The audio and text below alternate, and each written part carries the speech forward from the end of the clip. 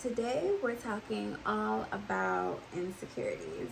Now, a lot of people deal with this on a daily basis, and I just wanted to quickly touch on where does it come from, like the root of the problem, the issues it may cause in your life, the signs of it in men and women, and pretty much how to fix it or how to overcome it in better terms. I know that insecurities is something that people passively talk about, but it's actually something that can cause a big rift in your life. So if people don't know how to overcome or acknowledge that they have these insecurities, most likely they're going to have issues in different areas of their life.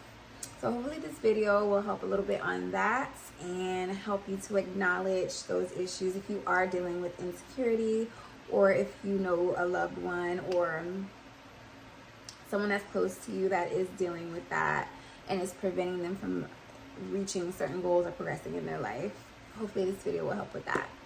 So I'm just gonna go ahead and jump right into it. My definition of insecurity, or I guess my understanding of the definition of insecurity, is more so where I kind of break it down. So when you break that word in half, you have in and then you have security. So I'm thinking with the in part, it's something that you would have to deal within yourself. And then you have security. So insecurity is something that comes from oneself, and it can be a lack of trust within yourself. So when you have that lack of trust within yourself, then that eventually bleeds out and over to other people. So you don't have trust not only within yourself, but you don't have trust in other people as well. So a lot of people who deal with insecurity, you will notice that they do not trust others. First and foremost, they do not trust themselves. When we're discussing or digging really deep into the whole concept of insecurity, you want to dig deep in the roots. And the only way to dig deep in the roots is to go back to your childhood. So how was your upbringing? What happened in your upbringing? Anything traumatic that happened in your upbringing that caused you to feel this way? And everybody goes through something early on in their life that will kind of veer them in the wrong direction, to where they will think one moment amazing or great about themselves. Let's just say somebody absolutely knows they're awesome and they're just bomb at drawing, and you have this one person that comes along and they're like, I don't like your drawing, you draw horrible. Or singing, you have always been told, hey, you are a great singer, you join a choir team, you sing, you do like a solo on the stage, and then all of a sudden that one person tells you you can't sing. And then that kind of switches your whole mindset on trusting yourself. So back to the beginning where I explained what I think insecurity means, or how it starts off with not trusting yourself. So because that person put those thoughts into your head, oh, you can't sing, and that was like a seed that kind of grew over time, and you're like, oh my God, this one person said I can't sing, so maybe I can't sing. So not only are you taking in others' opinions of you, like you're sucking all of it in and you're internalizing it as well. Our ego also plays a big role in insecurity. Our ego is something that we think of ourselves, something positive. Mostly it's positive things that we think of ourselves, like inflated egos, like, oh my gosh, back to the reference where I was saying that this person loved to sing or this person loved to draw. They thought really highly of themselves in that area. So when somebody shot down that idea, you can't sing, or oh, you can't draw, it really killed their ego. And when the ego dies, so does the person. When that person said something about, or the opposite of what you think of yourself, what that is, it's the clashing between the ego and others' opinions. And that others' opinions fight with the ego, and then that creates insecurity. All right, so the issues that insecurity can cause in your life, it can cause issues that can change your entire, pretty much your entire trajectory of where you want to go, the goals you want to achieve, and everything in life. So, for example, marriage is a big thing. A marriage can change your whole course of action in life. Who you marry, who you attach yourself to, completely changes. It's a big decision, is my point. So, if you are insecure and then you end up getting in a relationship or a marriage and you bring that with you, that's definitely 100% going to cause issues in that marriage or in that relationship without you even realizing maybe where the issues are coming from. Number one, before I even finish the rest off, your view of the world is completely different and misconstrued when you're dealing with insecurity. So it's not your healthy mind, or it's not your healthy brain or your healthy mind that's having a view or outlook of how the world is. Therefore, you may look at one situation, and then within that situation, it's not what you would normally think if you were healthy. A few signs other than the relationship issues, but you can't celebrate other people's wins. So in life, you're going to have other people who are always reaching goals and winning around you. And it's like insecurity can prevent you from celebrating others and being there for others and living fully in the moment with them and actually genuinely being happy for them. So when you're dealing with insecurity, it's not going to allow you to experience that with that person. And that takes away your quality of life. You may experience envious and jealous feelings that are boiling up in you, and you don't have no clue where they're coming from because you've never even acknowledged you've never acknowledged the issues that you dealt with from childhood or whenever the insecurity occurred or began. You're going to close the door to many opportunities. So, for example, you could be going to work one day and then you are insecure because you feel like this girl or this guy got the job because they're prettier, or they got the job because they have a better skin complexion, in your opinion, than you do. And when you look at things in that aspect, it's like that's actually a blocker that is put up and is preventing you from gaining opportunities. You may leave that job because you feel like you're being discriminated on, and that's not even the case. It's just all in your head because you did not fix and heal those trauma wounds from the beginning. And now it's just bleeding everywhere onto other people. See, I like to look at insecurity as almost like an infection because you're spreading it.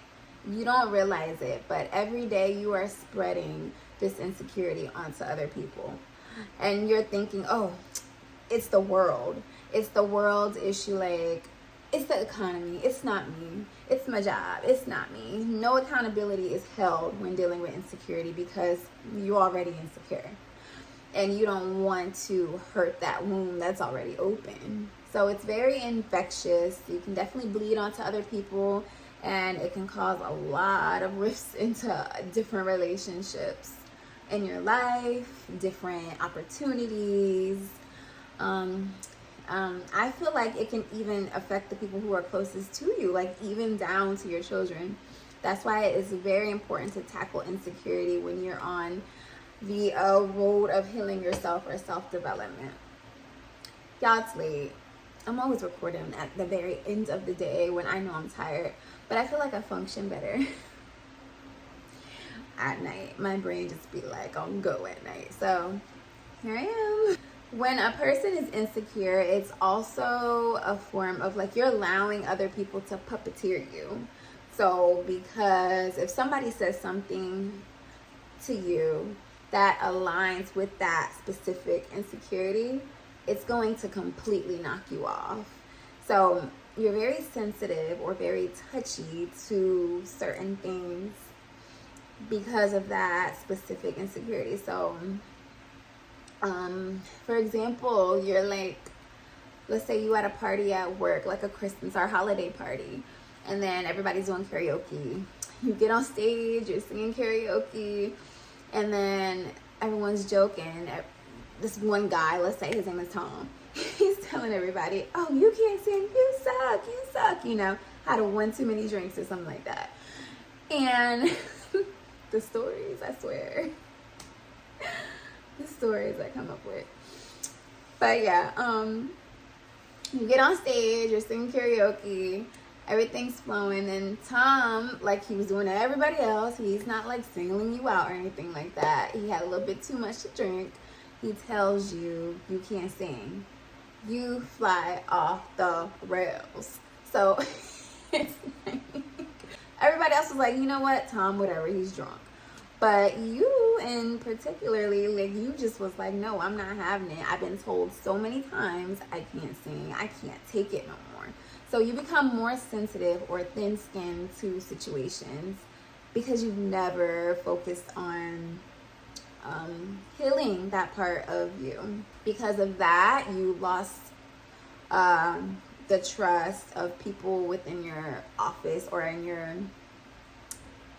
your job. Your coworkers kind of treat you a little differently now. They stay clear of you. They don't want to really get to know you. The small talk is just not there anymore. So it's just like, they're just like, and there could have been opportunities within that. You don't know what God has planned in your life. So, but if you're not walking in his purpose, and that includes pulling up them roots, digging deep, getting rid of that insecurity, then you're going to close those doors to many opportunities. I do have a few questions that could probably help you open those floodgates to pretty much getting rid of that stronghold. The first question you need to ask yourself is, who are you comparing yourself to? Who are you envisioning in your mind to where you feel like you need to be that way? So if you're like, you're looking at yourself like, oh, I'm not pretty enough, or I'm not, for the men, I'm not muscular enough, I'm not buff enough. I don't know. Okay, I don't know. But anyways, like for the girls, I'm not pretty enough. And who are you comparing yourself to? Who do you view as pretty? Are you going by society standards? Are you going by your own standards? Like, who's the comparison with? That's the first question you should ask yourself. Next question you should ask is, are you ready to do it scared? Because I guess what I'm saying with that is like the example of the person who can sing no longer wants to sing anymore because they were told they can't sing. So I like this thing called exposure. Walk into it. So expose yourself to it and just start singing. Are you ready to do it scared? So if you had to sing again, would you do it again? And if that answer is no, then baby girl, baby boy, you're not healed. So that's a good way to kind of check in on yourself on your healing journey. Can I still do it? Can I do it scared? Will I do it now? And if that answer is still no, or it's barely a yes, keep on working on yourself. Third question I would ask is, why do you feel the need to be accepted by others? Now, for this question, you're really going to have to dig really deep. Why do you feel like you need to be accepted by others? What does that benefit? How does it benefit you? How will that help you in your life? Like, and it's okay. Like, you have to be honest with yourself when you're asking yourself this question also. You can't just be like, you can't make it a broad statement. You can't just be like, I feel the need to be accepted by others so I can have better opportunities. Like, that's kind of broad, and it doesn't really make sense. You want to dig deep. You want to be like, I want to be accepted. I feel the need to be accepted by others because I want to be liked. Okay, why do you want to be liked? I want to be liked because I want to feel better. A lot of the times when you're asking yourself those questions, it has a lot to do with feelings. And it has a lot to do with filling in voids that you were missing out on because of those traumas. Voids that you're just trying to fill in. And once you just keep asking yourself those questions and digging deep, you're going to be able to get to the root of that problem. And you're like, oh, okay. This is why I'm feeling this way. And this is exactly why I'm acting it out in this manner. You're going to know. And once you know, that's when you're able to patch it up. You're able to fix it. You're able to overcome it. And then that's when the real healing begins. So the healing does begin when you're actually digging deep. You're finding the root. But then once you find it,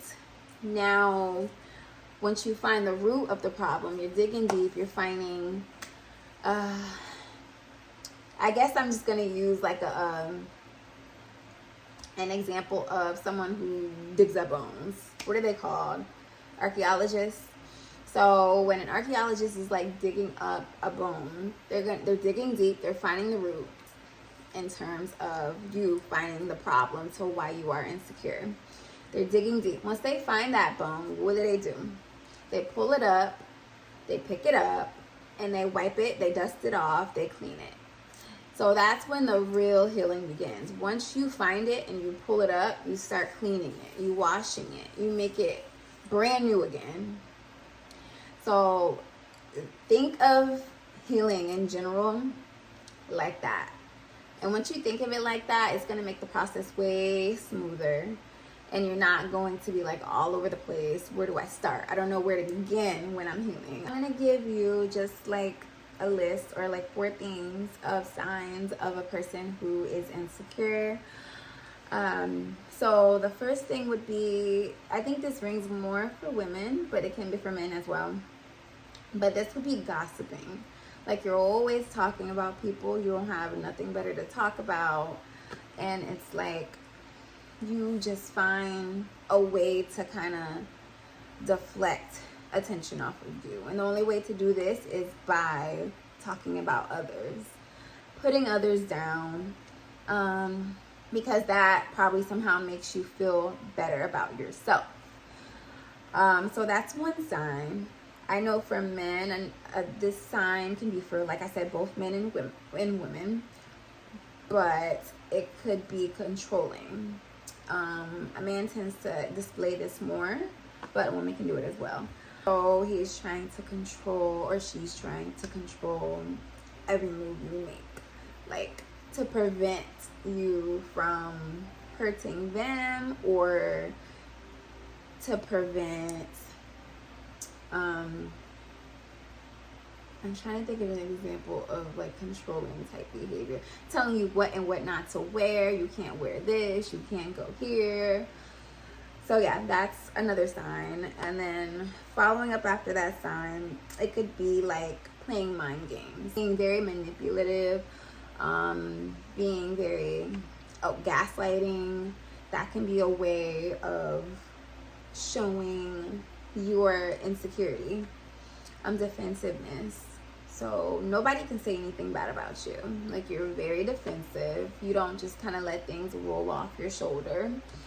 It's just like everything someone says, like, you feel like you're just being like stabbed with their words, and it's not something that should be happening. You should be very comfortable in your skin. You should be very secure with yourself. And that is definitely a big sign of insecurity. Improve the way you view yourself. You need to look at yourself from the outside in. I think it's also a really good idea to take constructive criticism from other people, because you cannot grade yourself. You can't grade your own paper. So why would you just take everything that you're thinking and run with it? So it's very, very important to consider what other people say. Not everything people say is like out for you. For example, like if you know somebody clearly loves you, like your mom or your dad or your husband, somebody that's really, really cares about you a lot, they're not going to say anything that's going to hurt you. If anything, they're going to tell you something, or they're going to give you some advice that's going to help you do better, progress, heal, whatever the case may be. And now, in order to improve your self-views, besides taking other people's constructive criticism, you would do this by, I believe you should do this by dating yourself or hanging out with yourself. It's very important, like, to hang out with yourself. Even if you're married, this has nothing to do with, like, being in or out of a relationship. Like, date yourself, get to know yourself, right? Like, if you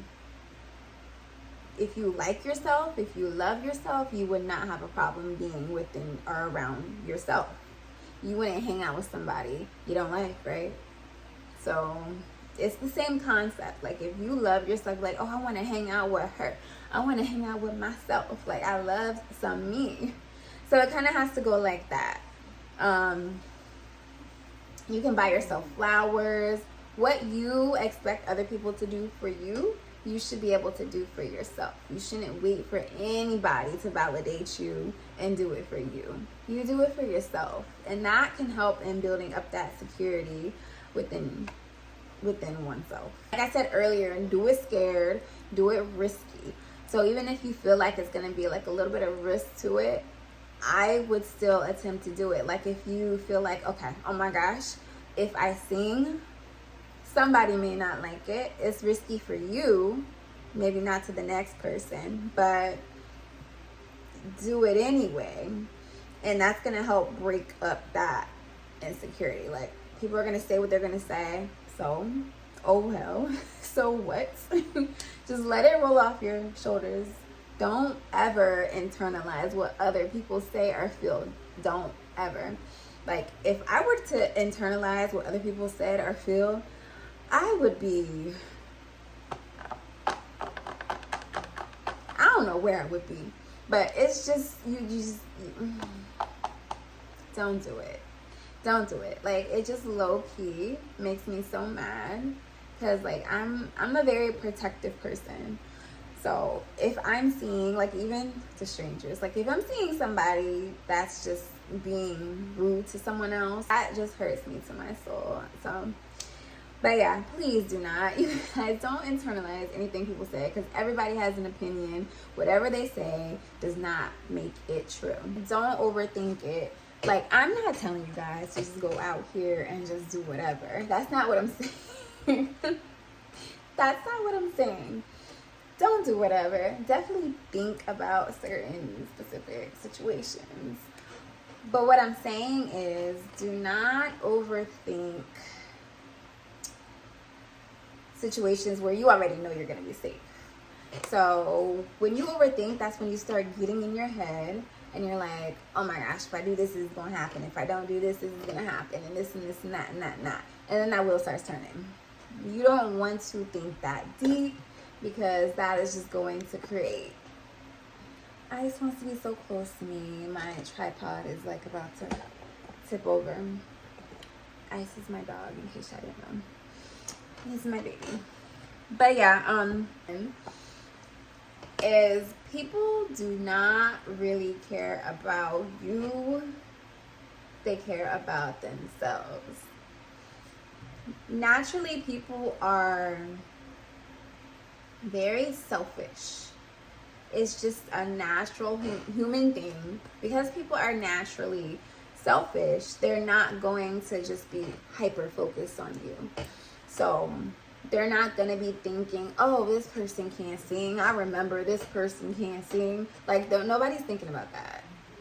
So once you get that idea and get over that thought process of people just being laser focused on you, it'll make things so much easier. If a person is focused on you, and you ever come across like a situation to where someone is just always worried about what you got on, what the next man's doing, what the next woman's doing, like they're always focused on you, because sometimes that does happen, then think about it like this. This person probably is also insecure themselves.